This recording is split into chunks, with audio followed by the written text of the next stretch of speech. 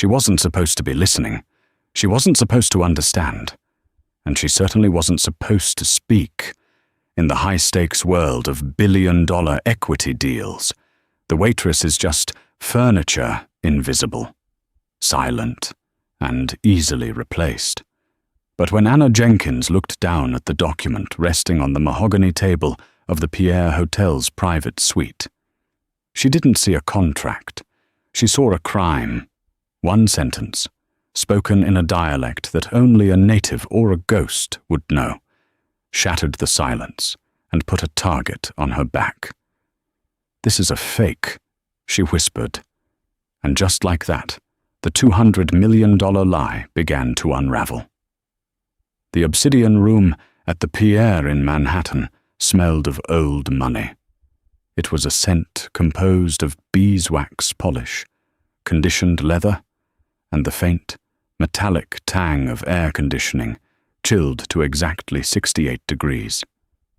Anna Jenkins adjusted the collar of her starch-stiff uniform, checking her reflection in the darkened window. At 29, Anna had the kind of face that was easily forgotten, which was exactly how she liked it. Brown hair pulled back into a severe bun, no makeup, and eyes that were trained to look at chins and ties, never directly into faces, to the world. She was just the help. To the management of the hotel, she was reliable, swift, and mute. Table 4 needs to be perfect. Jenkins. Gustave. The floor manager hissed, snapping his fingers near her ear. Gustave was a petty tyrant in an Italian suit that cost more than Anna's car. "Mr. Sterling is extremely particular. The wine must be breathed for exactly 45 minutes. Do not embarrass me." "Understood, sir," Anna said, her voice flat. She walked out to the floor, her movements fluid and practiced. She began setting the table, placing the silverware with surgical precision. But her mind was elsewhere. It was drifting back to a dusty briefing room in Beirut, back to a life she had buried 3 years ago under a mountain of regret and a dishonorable discharge. Richard Sterling arrived first. He was a man who took up space.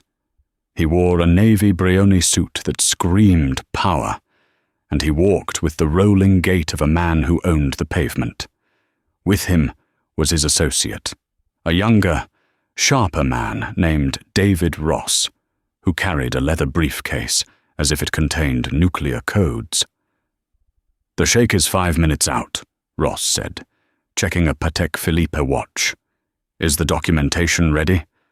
Sterling laughed, a dry, barking sound. "The documentation is a work of art.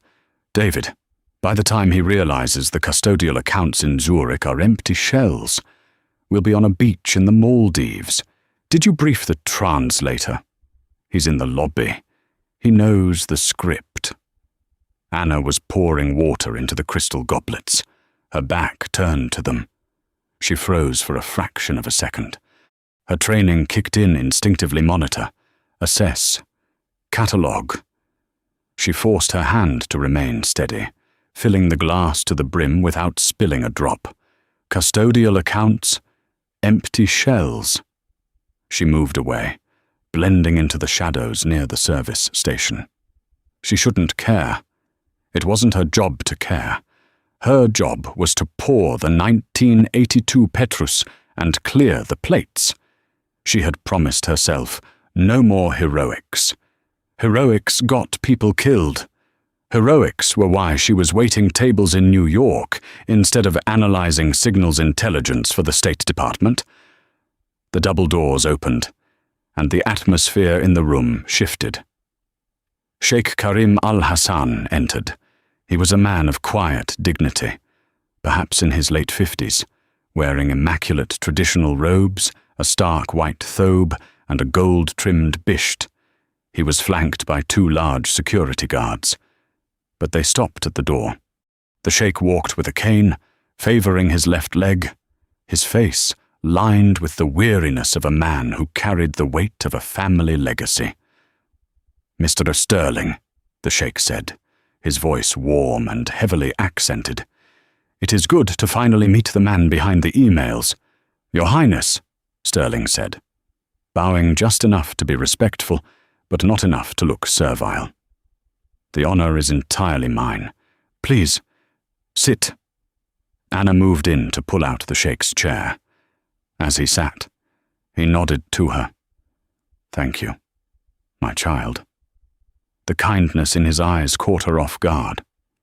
In this room, she was usually treated like a vending machine. She nodded, averting her eyes, and retreated. The dinner began. It was a dance of flattery and finance. Sterling was a master.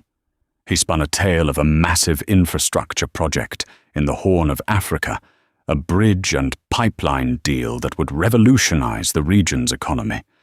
He spoke of government guarantees, UN backing, and sovereign immunity. "It is not just an investment, Your Highness," Sterling said, leaning in over his untouched sea bass. "It is a legacy.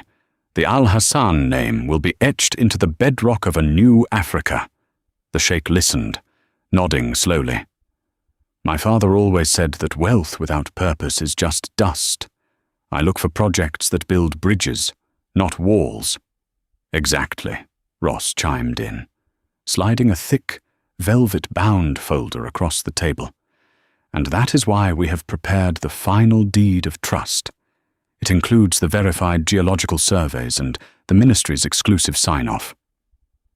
Anna approached to top off the wine. As she poured the deep red liquid into Sterling's glass, she glanced down at the open folder. It was impressive.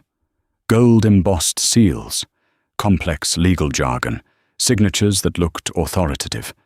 But then, Sterling flipped the page to show the Arabic translation of the ministry approval to comfort the sheikh. Anna's eyes locked onto the text. The letters were Arabic script. Yes. To the untrained eye, even to an Arab speaker, skimming quickly, it looked official. But Anna wasn't skimming. She was reading, and what she saw made her blood run cold. The tension in Anna's chest tightened like a vice. She knew that dialect. She knew the specific bureaucratic phrasing used by the Sudanese Ministry of Energy and Mining, because she had spent 6 months transcribing wiretaps from that very region during her previous life. The document on the table was good, but it had a fatal flaw. The header used the term al-Sulta al-Taka for energy authority, but in the specific legal dialect of that region. In official government decrees, the term was archaic and specific, Wizarat al-Ma'adin wa al-Naft. Furthermore, the seal at the bottom, a complex geometric design, contained a microscopic error in the calligraphy. It was a copy of a seal from the 1990s, not the current administration. But the smoking gun was in the text itself. The translator Sterling had hired had made a lazy error. In the fine print regarding liability, the Arabic text didn't say sovereign guarantee. It used a phonetic transliteration of the English words, which made no sense in legal Arabic. It essentially read as gibberish to anyone who actually read the clauses rather than just the headlines. "Your Highness," Sterling pressed, sensing the sheikh's hesitation. "The window for this closes at midnight Zurich time. That is," he checked his watch, "in 40 minutes. We need the transfer authorization now to lock in the land rights." The sheikh put on his reading glasses. He picked up the document. "My English is good, Mr.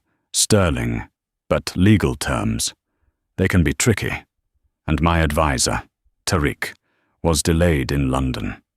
That is why we provided the certified translation," Ross said, his smile tight. "Look, right there. It confirms the government backs your $200 million investment 100%. The sheikh looked at the Arabic. He squinted. He was a Gulf Arab. His dialect was different from the African Arabic used in the document, and legalese was a language of its own. He looked up, uncertain. It seems correct. Sterling uncapped a Mont Blanc fountain pen and held it out. It is the opportunity of a lifetime. Karim, don't let hesitation kill your legacy. Anna was standing 3 feet away, holding a tray of silver crumb scrapers. Her heart hammered against her ribs. Walk away. The voice in her head screamed. You are a waitress. You need this job. If you speak, you lose everything. Remember Beirut. Remember the fallout. She saw the Sheikh's hand tremble slightly as he reached for the pen. He was a good man being led to the slaughter by wolves in Italian wool. If he signed that transfer, $200 million would vanish into a labyrinth of offshore accounts by morning. Anna looked at Sterling. He was smirking, a tiny, imperceptible smirk of triumph. That smirk did it. Anna stepped forward. She didn't mean to. It was a physical compulsion. She placed the silver tray on the side table with a sharp clack. More wine. Your Highness? She asked. Sterling shot her a glare that could peel paint. Not now, he snapped. Anna ignored him. She looked directly at the Sheikh. She switched languages, her voice dropping into the guttural, melodic cadence of flawless, high-level Gulf Arabic, but with the specific, sharp intonation of a frantic warning. Ya Sheikh, la tuwakke. Sheikh, do not sign. The silence that followed was absolute. It was heavy, suffocating. The Sheikh froze, the pen hovering inches from the paper. He slowly turned his head to look at the waitress he had barely noticed 10 minutes ago. Sterling looked confused. He didn't speak Arabic. What did you say? Get out of here. But the Sheikh held up a hand, silencing Sterling. He looked at Anna, his eyes narrowing. He replied in Arabic, his voice low. Who are you? Anna didn't back down. She couldn't stop now. She spoke rapidly, her Arabic crisp and technical, shocking everyone in the room. The document is a forgery. Your Highness, the dialect in the liability clause is phonetic gibberish, not legal text, and the ministry seal is dated from the pre-coup era. If you sign this, you are not buying land rights. You are signing a donation to a shell company. She switched back to English, turning her cold gaze on Sterling. And the translator they hired, he used Google Translate for the indemnity clause. It's pathetic. Sterling stood up, his chair scraping violently against the floor. His face went from charming to demonic in a heartbeat. You lying little Gustav, get security. Ross jumped up too. She's crazy. She's drunk. Look at her. The Sheikh sat very still. He looked from the screaming Americans to the waitress standing with military posture in her cheap uniform. He looked down at the document, then back at Anna. Show me, the Sheikh commanded. Anna stepped past Sterling, who looked ready to strike her. She placed a finger on the document, right on the Arabic text. Read this word, she said to the Sheikh. Damana. Guarantee, the Sheikh whispered. No, Anna corrected him gently. In this context, with that preposition, it means collateral damage. They aren't guaranteeing your money. Sheikh, they are listing it as expendable loss. Sterling lunged. That's enough. He grabbed Anna's arm, his grip bruising. Get out of my sight before I have you arrested for corporate espionage. Take your hand off her. The Sheikh's voice rang out. It wasn't loud, but it carried the weight of a man who commanded armies. Sterling froze. But Your Highness, Sterling stammered, sweating now. She's a waitress. A nobody. She's probably working for a competitor trying to sabotage the deal. The doors burst open.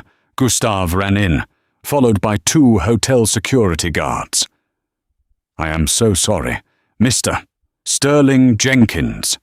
What do you think you are doing? You are fired. Get her out of here immediately. The guards moved toward Anna. She didn't resist. She knew the drill. She looked at the sheikh one last time. Check the metadata on the seal, she said, her voice calm amidst the chaos. And check Mr. Sterling's flight manifest. He's not flying to Zurich tonight. He's booked on a private charter to the Caymans. Get her out, Gustav shrieked. As the guards dragged Anna towards the door, Sterling straightened his jacket, laughing nervously. Apologies, Your Highness. New York help is so unstable these days. Now, where were we? The sheikh looked at the door where Anna had vanished. Then he looked at the pen in his hand, slowly, deliberately. He capped the pen and set it down. We were finished, Mr. Sterling, the sheikh said quietly. I think I have lost my appetite. And then, the real danger began. Anna had saved the money, but she had just made enemies who killed for much less than $200 million. As she was shoved out the service exit into the cold alleyway behind the hotel, she realized she wasn't just unemployed, she was hunted. The heavy steel service door of the Pierre slammed shut with a finality that rang in Anna's ears like a gunshot. One moment, she was in the climate-controlled, velvet-draped world of the global elite. The next, she was standing in a damp alleyway off 61st Street, shivering in her thin polyester uniform. The air smelled of wet cardboard, diesel fumes, and the sour remnant of garbage trucks. Anna leaned back against the rough brick wall, exhaling a long, shaky breath. The adrenaline dump was hitting her now. Her hands, which had been steady enough to dismantle a multi-million-dollar fraud moments ago, were now trembling violently. She ripped the Anna name tag off her blouse and threw it into a puddle. Stupid, she whispered to the darkness. So stupid. She had spent 3 years building this wall of anonymity. She had become invisible. She had learned to dull her eyes, to slump her shoulders, to suppress the razor-sharp intellect that had once made her a top analyst for defense intelligence. She was supposed to be a ghost. Ghosts don't speak. Ghosts don't correct billionaire con artists on the nuances of Sudanese legal dialects. But the look on the sheikh's face, it had triggered something deep in her moral center that she thought she had cauterized long ago.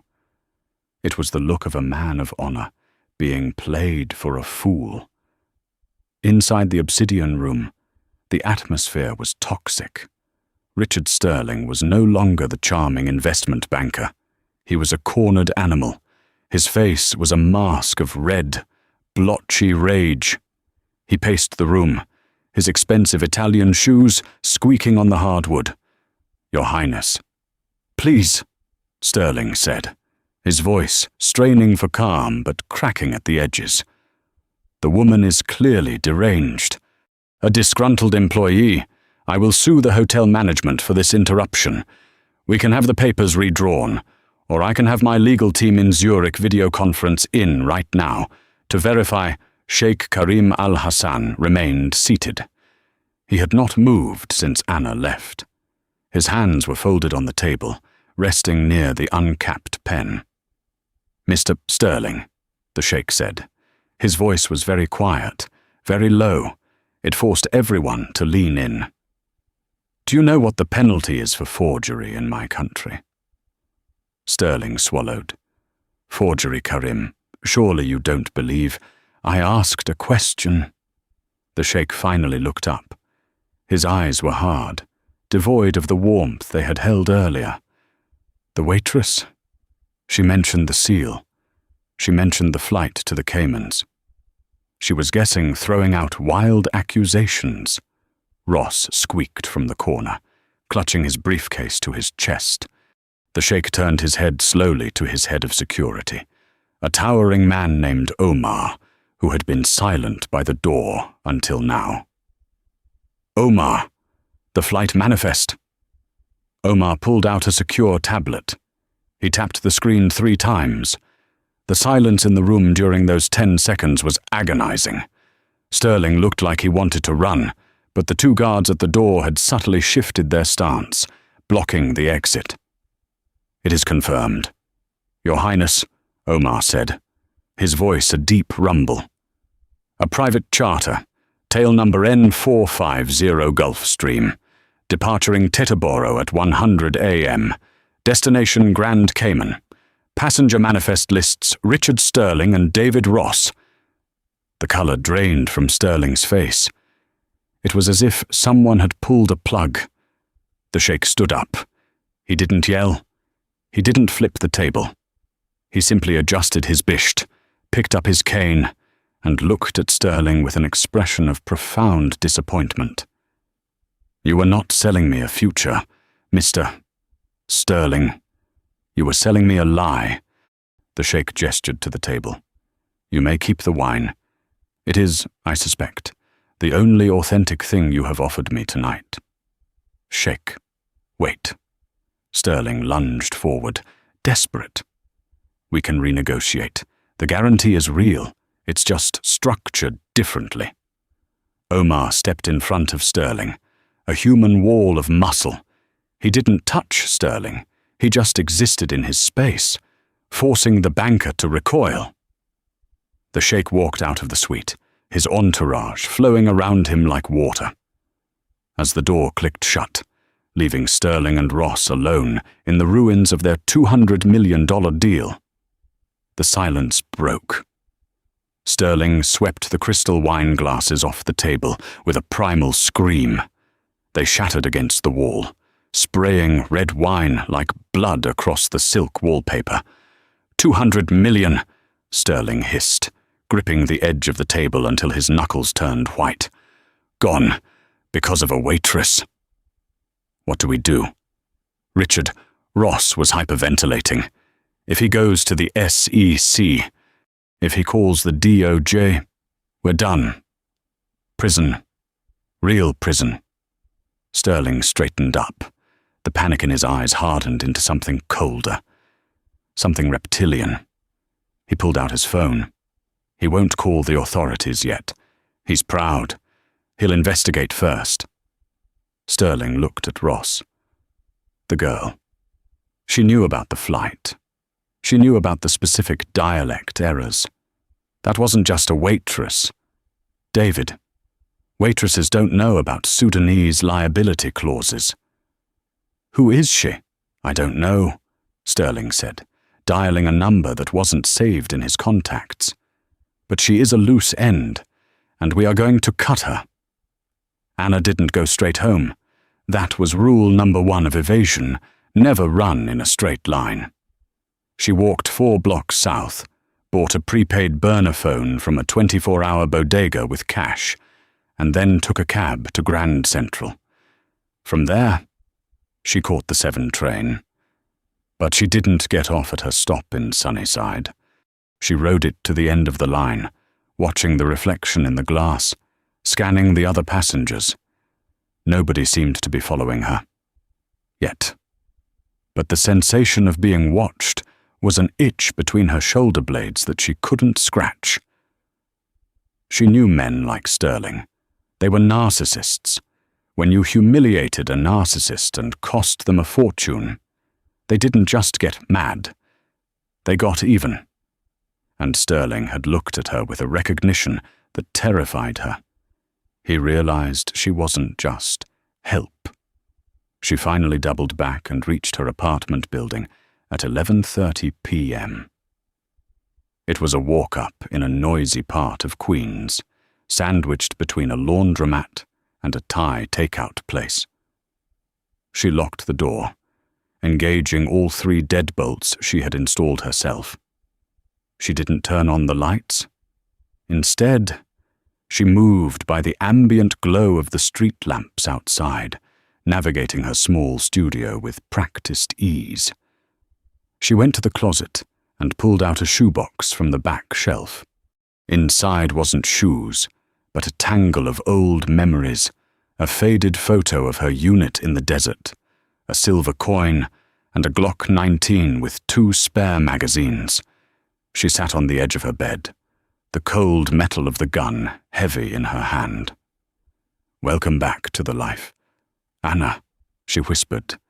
Meanwhile, across the city, in the penthouse suite of the Mandarin Oriental, Sheikh Karim al-Hassan was not sleeping. He sat in an armchair, the fraudulent contract spread out on the coffee table before him. Omar stood at attention.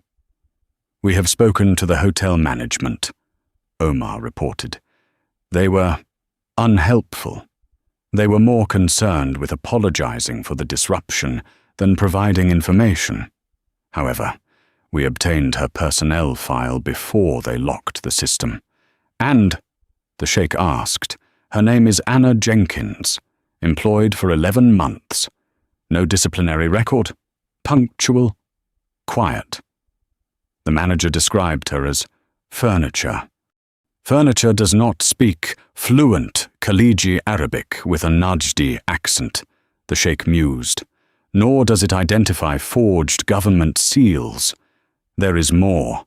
Your Highness," Omar tapped the file. "Her social security number.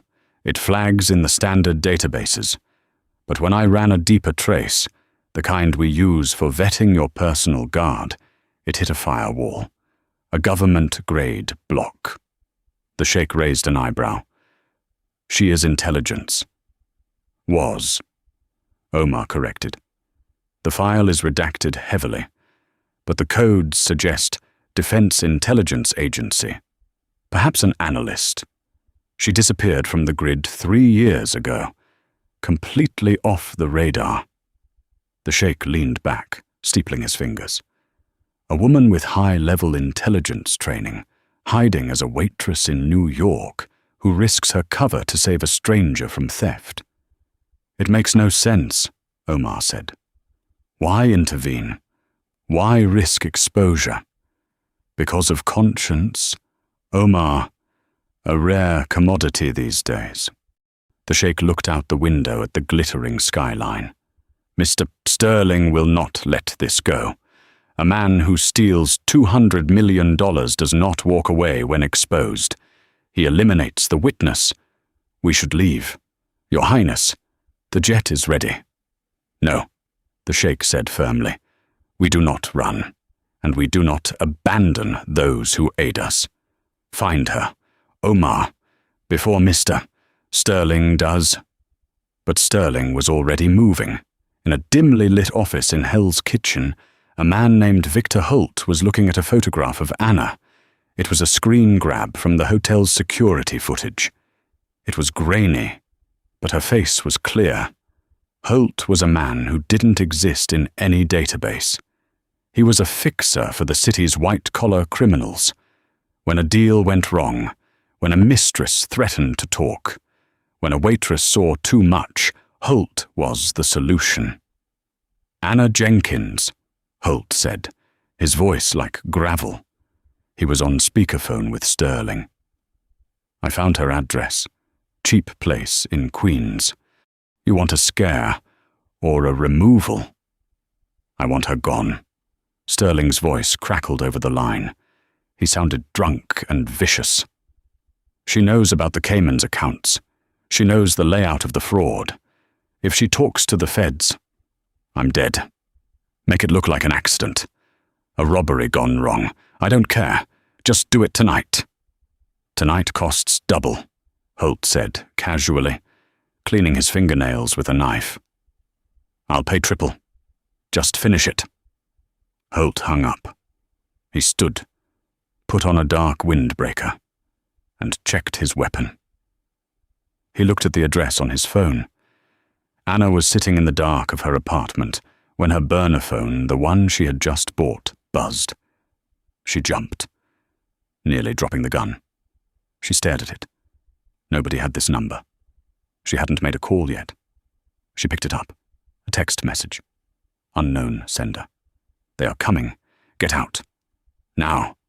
Anna's blood ran cold. She didn't ask who. She didn't ask why. She knew. She grabbed her go bag, a backpack she kept packed by the door with cash, a change of clothes, and a fake passport. She didn't use the door. She went to the window, opening it silently to the fire escape.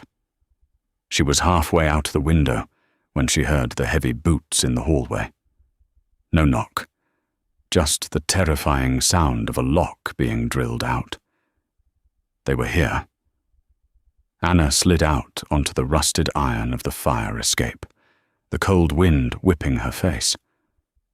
She looked down. 4 stories to the alley. She looked up. The roof, the door to her apartment, crashed open below her. "Clear left," a voice shouted. "Bedroom." Anna scrambled up the ladder toward the roof, her breath coming in short. Silent gasps. She had maybe 30 seconds before they realized the apartment was empty and checked the window. The game of cat and mouse had begun. But this time, the mouse had claws. The wind on the roof of the tenement building was biting, carrying the metallic taste of the East River and the distant, rhythmic thrum of the Queensboro Bridge. Anna crouched behind a rusted HVAC unit, her chest heaving silently. She forced her breathing to slow, counting the beats. In for 4, hold for 4, out for 4. Her ankle throbbed a reminder of the awkward landing she'd made coming up the fire escape. But pain was just information. It told her she was alive. Below her, inside the building, the heavy footsteps had stopped. They were communicating now. Professional silence. She checked the Glock. 1 round in the chamber, 14 in the magazine. Standard hollow points. Not armor-piercing, if they were wearing Kevlar vests. She had to aim for the pelvic girdle or the T-box of the face. Don't think like a killer, she told herself. Think like an analyst. What is the objective survival? Escape. The heavy metal door she had just come through creaked open. Anna didn't move. She was a shadow within a shadow. A figure stepped out onto the gravel roof. It was the man from the phone call, Holt. He moved with a terrifying casualness, sweeping the area with a suppressed pistol. He didn't look like a thug. He looked like an accountant who happened to murder people. He wore a windbreaker and clear, tactical glasses. "Anna!" Holt called out. His voice was conversational, barely raised above the wind. "There's nowhere to go, sweetheart. The fire escape on the north side is rusted out. The drop on the south is 60 feet. Let's talk." Anna tightened her grip on the weapon. She knew this tactic. De-escalate to acquire a target. "You cost Mr. Sterling a lot of money," Holt continued, stepping closer to her hiding spot. He was triangulating her position. "But he's a businessman. He's willing to make a deal. Just come out, hand over the phone, and we can discuss a severance package." Anna saw a second shadow detach itself from the doorway. A flanker, of course. Holt was the distraction. The second man was the executioner. She was pinned. The geometry of the roof offered no exit. If she popped up to shoot Holt, the flanker would drop her. If she ran, she'd be cut down in the open. She closed her eyes for a fraction of a second, visualizing the satellite map of the block she had memorized years ago when she first moved in. Building 402 touches. Building 404 at the southeast corner. A 4-foot gap. It was a suicide jump in the dark, with a bad ankle. "Last chance. Anna," Holt said. The gravel crunched. He was 10 feet away. Anna took a breath. She was about to spring, to take the 1 in a million chance, when the hum of the city was pierced by a sound that didn't belong. Thwip! The flanker, the man creeping up on her left, suddenly jerked violently. He grabbed his thigh, dropped his weapon, and collapsed silently. Groaning as he clutched a dart protruding from his leg, Holt spun around, raising his weapon toward the adjacent rooftop. Contact, thwip, thwip. 2 more distinct, compressed air sounds. Holt dove behind a chimney stack, just as a tranquilizer dart shattered against the brick where his head had been. Anna looked up, confused. Across the gap, on the higher roof of the neighboring laundry facility, 3 silhouettes stood against the light pollution of the Manhattan skyline. They were dressed in dark tactical gear, but they weren't police. They moved with the fluid, synchronized discipline of elite private military contractors. One of the figures raised a hand, signaling to her, "Hold. Secure. Miss Jenkins." A deep voice boomed from the adjacent roof. It wasn't shouting, but it projected perfectly.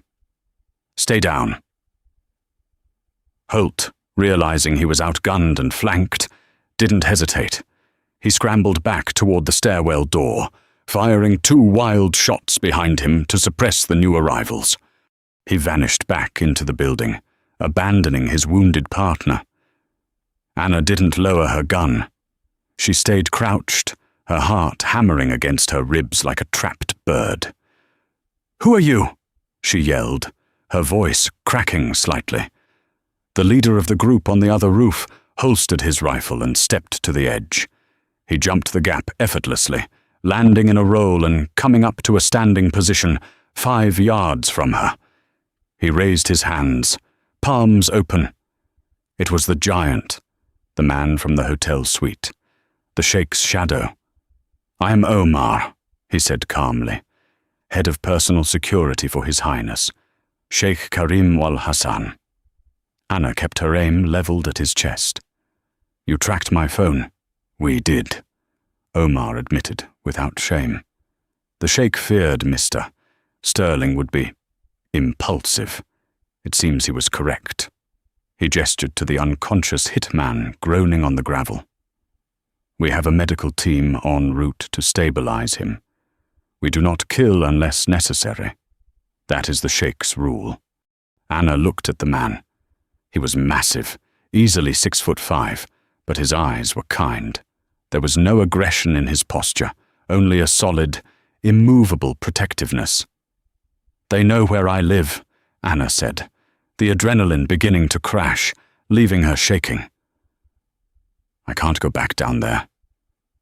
"No," Omar agreed. "You cannot. Your apartment is compromised. Your life as a waitress is over. Anna." He reached into his jacket. Anna flinched, tightening her finger on the trigger. Omar moved slowly, pulling out a phone. "His Highness would like to speak with you." He held out the phone. Anna hesitated. She looked at the gun in her hand, then at the sprawling, indifferent city around her. She had spent 3 years running from her past, only to have it catch her on a rooftop in Queens. She lowered the gun. She took the phone. "Hello." "Miss Jenkins." The Sheikh's voice came through, warm and calm, contrasting with the violence of the night. "I apologize for the intrusion, but I believe we have a mutual problem, and I would very much like to thank you for saving me $200 million. Will you allow Omar to bring you to safety?" Anna looked at Omar, then down at her shivering hands. She realized she had left her coat behind. She was freezing. "I don't have a choice. Do I?" She whispered. "We always have a choice, my child," the Sheikh replied. "But the wise choice is usually the one that keeps us breathing." Anna exhaled, a long plume of white steam in the cold air. "Okay, take me in." The car ride was a blur of tinted windows and leather seats. They didn't go to a hotel. They drove deep into the Upper East Side, pulling into the underground garage of a limestone townhouse off Fifth Avenue that looked more like a consulate than a home. Omar escorted her into a private elevator. When the doors opened, Anna stepped into a world of quiet luxury that felt 1,000,000 miles away from the dirty rooftop. The penthouse was expansive, decorated with modern art and Persian rugs that probably cost more than the building she lived in. But what Anna noticed first was the security. The windows were ballistic glass she could tell by the slight tint and thickness. The exits were monitored. This wasn't just a home, it was a fortress. Sheikh Karim was sitting by a fireplace, reading a physical newspaper. He stood immediately when she entered, leaning on his cane. "Please," he said, gesturing to a plush armchair. "Sit. You are injured." A man in a suit carrying a medical bag appeared from a side room. "I'm Dr. Aris. Private physician. May I look at the ankle?" Anna nodded numbly. She sat down, letting the doctor probe her swollen joint. She hissed in pain. "Sprained," the doctor murmured. "Severe, but nothing broken. I'll wrap it and give you an anti-inflammatory." While the doctor worked, a steward placed a cup of steaming tea on the table next to her. It smelled of cardamom and saffron. "Karak tea," the sheikh said, sitting opposite her. "It is good for shock." Anna took a sip. The warmth spread through her chest, loosening the knot of anxiety. She looked at the sheikh, up close. He looked older than he had in the restaurant. The stress of the evening showed in the lines around his eyes. "Why?" Anna asked. Her voice was raspy. "Why send a team for a waitress? You could have just flown away." "I could have," the sheikh acknowledged, "but I have found that sleep is difficult when one owes a debt of honor. You risked your livelihood, and as it turns out, your life, to prevent a stranger from being robbed. In my culture, and indeed in any culture of worth, that creates a bond." He reached for a folder on the table. It was the same file Omar had shown him earlier. "However," the sheikh continued, his eyes sharpening, "it is clear you are not merely a waitress. A waitress does not identify a Sudani dialect forgery. A waitress does not possess a tactical sidearm. And a waitress does not evade a team of hitmen on a roof." He slid the folder toward her. "Who are you? Really?" "Anna Jenkins." Anna looked at the folder. It was her DIA personnel file, but it was mostly black bars, redacted. She realized there was no point in lying. Sterling knew, the hitmen knew, and this man, with his limitless resources, would find out eventually. "My name is Anna," she said quietly. "That part is real. But Jenkins is my mother's maiden name." She took a deep breath, the smell of the saffron tea grounding her. 3 years ago, I was a senior intelligence analyst for the DIA. My specialty was financial counterterrorism in the Levant and North Africa. I tracked money, who moved it, where it went, and who it killed. The sheikh listened intently, his fingers steeped together. "And why are you serving tables in a hotel?" "Because I developed a conscience," Anna said bitterly. "We were tracking a cell in Beirut. I found a discrepancy in the target package.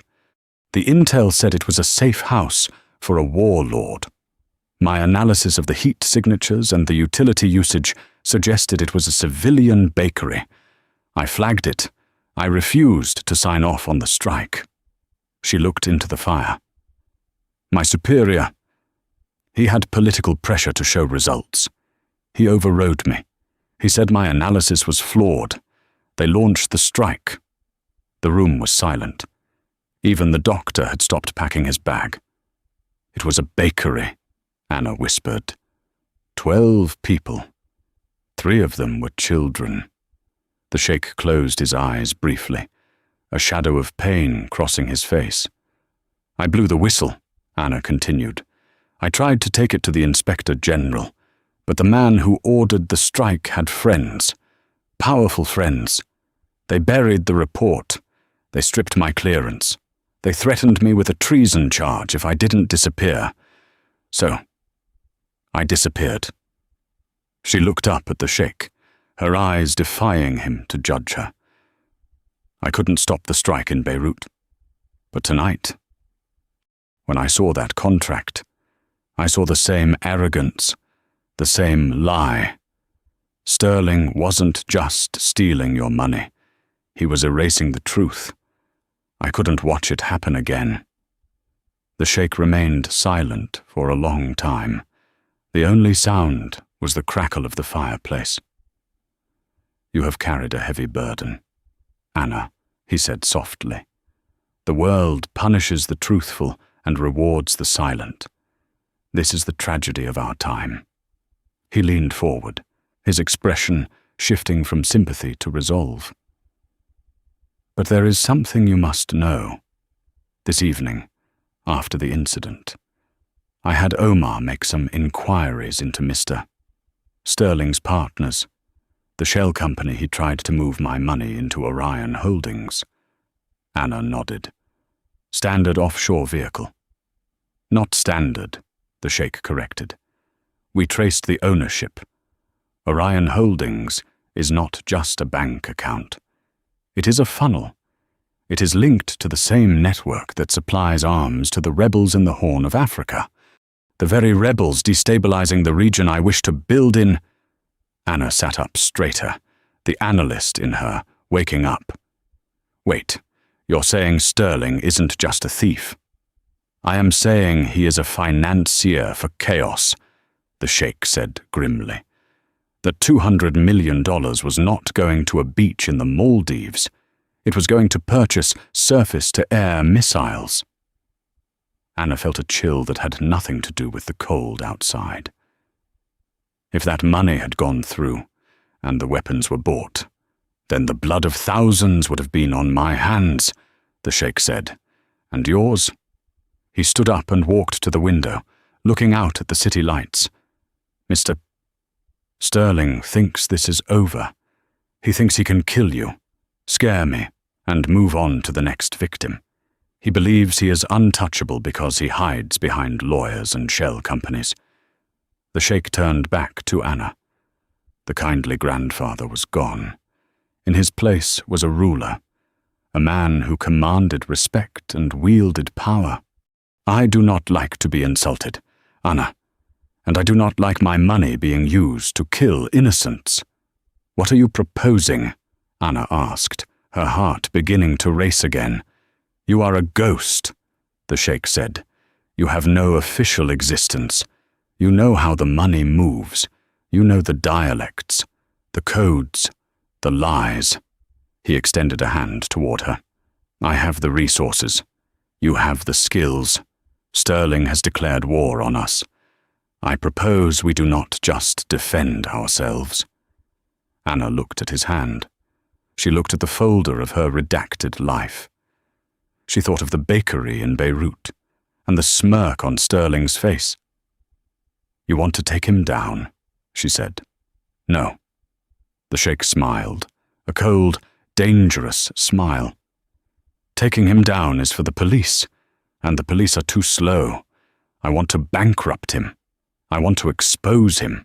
I want to destroy his world just as he tried to destroy yours. A counter-operation, Anna mused, her mind already racing through the possibilities. We don't just stop the fraud. We reverse the flow. We trap him. Exactly, the sheikh said. Are you in, Anna? Or shall I have Omar drive you to a safe house in Montana? Anna stood up, testing her weight on her bandaged ankle. It hurt, but it held. She looked the sheikh in the eye. I hate Montana, she said. Let's get to work. The war room in the Sheikh's penthouse was silent, save for the hum of servers and the rhythmic tapping of Anna's fingers on a ruggedized laptop keyboard. It was 4 a.m. The city outside was asleep, but inside the glass fortress, the hunt was entering its final phase. Anna had traded her waitress uniform for a tailored slate-grey suit provided by the Sheikh's staff. She looked different. The slump was gone. Her eyes, once trained on the floor, were now locked on the glowing screens before her, dissecting complex financial webs with surgical precision. "He's overextended," Anna murmured, her eyes darting across the lines of code. "Sterling isn't just a thief, he's a gambler. Look at this." She spun the laptop around. Sheikh Karim and Omar leaned in. "Orion Holdings isn't just an empty shell," Anna explained, pointing to a series of wire transfers routed through Cyprus and Malta. "It's a debt vehicle. Sterling borrowed against the expectation of your $200 million. He took high-interest loans from a syndicate in Eastern Europe to fund the bribe for the Sudanese rebels. The payment on those loans is due at 9 o'clock a.m. Zurich time. That's in 3 hours." The Sheikh's eyes narrowed. "And if he doesn't pay, then he defaults," Anna said. "And these aren't the kind of lenders who send a collection agency. They send men like the ones on my roof." "So he is desperate," Omar rumbled. "He's terrified," Anna corrected. "He needs your money to plug the hole before the syndicate realizes he's insolvent. That's his weakness. He's not looking at the trap. He's looking at the clock." The Sheikh sat back, a ghost of a smile playing on his lips. "So, we offer him a rope. We offer him an anchor," Anna said coldly. "We tell him you've reconsidered. You blame the misunderstanding on cultural differences. You offer to wire a good faith depositor of $10 million immediately enough to cover his interest payment if he countersigns a new liquidity agreement." "And the catch?" asked the Sheikh. "The new agreement allows us access to his primary ledger to verify the funds," Anna said. "Once he opens that door to let your money in, I can walk through it and pull everything out. I can trigger the automatic freeze protocols embedded in the Patriot Act for terror financing. I won't just stop the deal. I'll freeze every asset he has globally. He won't be able to buy a pack of gum, let alone a flight to the Caymans." The Sheikh nodded slowly. "Make the call." 30 minutes later, Richard Sterling was pacing in his office at the investment firm. His tie was undone, his eyes bloodshot. He had been shouting at Holt, who was currently undergoing surgery for a shattered knee, and trying to calm his panicked partner. "Ross." When the phone rang, Sterling snatched it up. "Mr. Sterling." The Sheikh's voice was smooth, apologetic. "I fear I was too hasty. My advisor. He is old-fashioned. He did not understand the modern complexities of African infrastructure." Sterling nearly collapsed with relief. "Your Highness, I completely understand. These things are complicated. We were just distressed that you might miss the window." "I wish to proceed," the Sheikh said. "But my bank requires a show of reciprocal liquidity. If I transfer the initial $10 million now, can you grant Red access to the holding account? Purely for compliance." "Yes." Sterling breathed. "Yes, absolutely. I'll send the keys right now." Sterling didn't read the fine print. He didn't care about compliance. He just needed the $10 million to hit his account before the Russians called. He authorized the link. Back in the penthouse, Anna watched a progress bar fill up on her screen. Access granted. Got him, she whispered. Her fingers flew across the keys. She wasn't just looking, she was downloading. Every dirty deal, every bribed official, every laundered cent from the last decade. She compiled it into a single, encrypted package. The money, the sheikh asked. I'm routing the 10 million, Anna said, but I'm flagging it with a DOJ, suspicious activity report, code attached to the metadata. As soon as it hits his account, the banking algorithm will scream. It'll look like he's trying to launder money from a known terror watch list. And then I send this, Anna said, hovering her finger over the enter key, to the SEC, the FBI, and the private email of the frantic Russian lender he owes money to. Do it, the sheikh commanded. Anna pressed the key. The end for Richard Sterling didn't come with a bang. It came with a phone notification. He was watching his screen, waiting for the 10 million to clear. Suddenly, the screen flashed red. Account frozen. Compliance violation code 44-alpha. What? Sterling stammered. He clicked frantically. No! No! No! His office phone rang. It was Ross, screaming from the lobby. Richard, the FBI is here. They have the building surrounded. They're seizing the servers. Sterling dropped the phone. He ran to the window. Down on Wall Street. Flashing blue lights reflected off the wet pavement.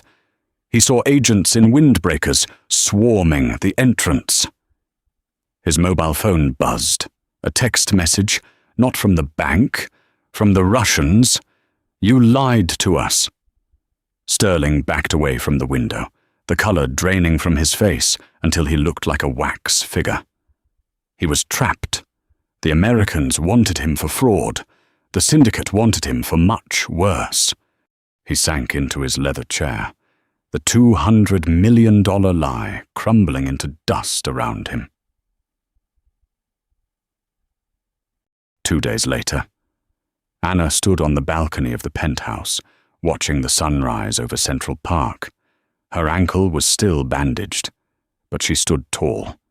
The news had broken that morning. Sterling Investment Group implodes in massive fraud scandal. Richard Sterling was in federal custody, denied bail.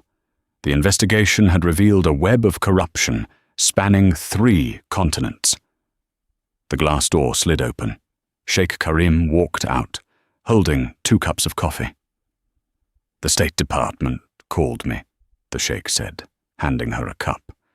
They were very impressed with the anonymous source who provided the dossier. They said the level of detail was professional. Anna blew on her coffee. I just organized the data. Sterling provided the evidence. You are modest. The sheikh smiled. And you are also unemployed. I assume you will not be returning to the Pierre Hotel. I hear the tips are terrible. Anna laughed, a genuine, light sound she hadn't made in years. I think I'm done with serving tables. I was thinking of leaving New York, maybe going somewhere quiet. A waste, the sheikh said firmly. A mind like yours does not belong in the quiet. It belongs in the arena. He turned to face her, his expression serious. I am building a new division. Anna, Al-Hassan Global Risk Assessment. I need someone to vet my partners. Someone who can see the lies in the ink. Someone who isn't afraid to tell a billionaire he is being a fool. He extended his hand.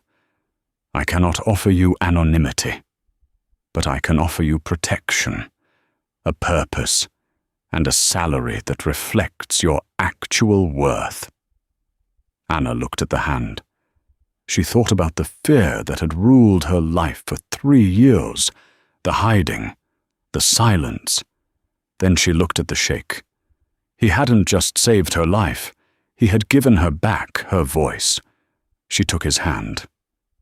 I have one condition, she said. Name it. No more African infrastructure deals without me seeing the paperwork first. The sheikh threw his head back and laughed. Agreed. Anna looked out at the city. It wasn't a place of danger anymore.